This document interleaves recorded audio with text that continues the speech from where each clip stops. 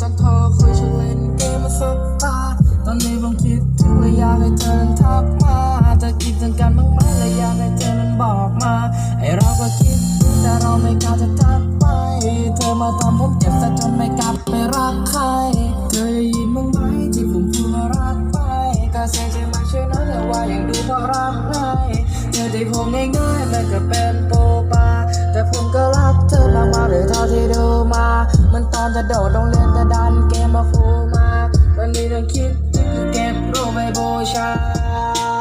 ความรู้สึกทุกความรู้สึกจะช่วงเวลาในตอนที่เราสองคนเคยกอดแต่ว่าตอนนี้จะไม่มีอีกแล้วนะแม้ว่าจะไม่มีอีกครั้งยังหวังให้เธอร่วมทางกับความสัมพันธ์ที่จบไปแล้วแต่ผมยังรอให้เธอกลับมามันคงเป็นเรื่องยากอยากตื่นขึ้นมาแล้วมีเธอในอ้อมแขนในใจก็ยังหวังขณะที่ดาวบนฟ้าเริ่มส่องแสงตัวผมเริ่มอ่อนแรงอย่าเลิกคุยเคียงกับความรู้สึกตอนที่ไม่เธอเคยเคียงข้างแต่ก็ยังหลงเหลือในส่วนลึกดาวบนฟ้าบอกเธอได้ไหมว่าผู้ชายคนนี้ไม่คิดถึงแทบไม่ไหวนอนไม่หลับเลยก็คนมันอยากเจอI missing you girl ฝากดาวบนฟ้าไปบอกเธอได้ไหมว่าผู้ชายคนนี้ไม่คิดถึงแทบไม่ไหวนอนไม่หลับเลยก็คนมันอยากเจอ I missing you girl